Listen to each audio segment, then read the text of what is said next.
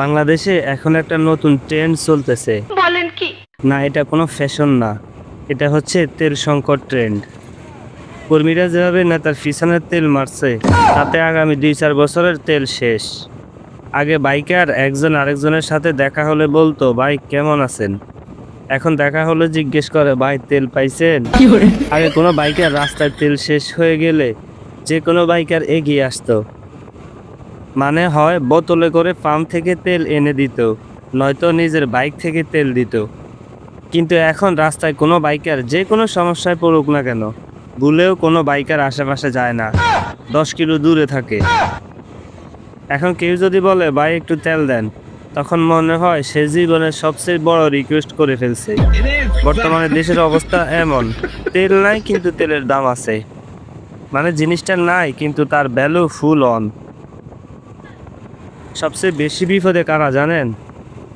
আমাদের মতো বাইকাররা।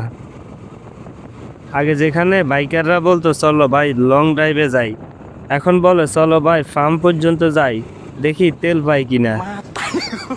একজন বাইকারকে জিজ্ঞেস করলাম, ভাই কেমন আছেন? সে বলল, মোটরসাইকেল ঠিক আছে, আমি মানসিকভাবে ভেঙে পড়েছি।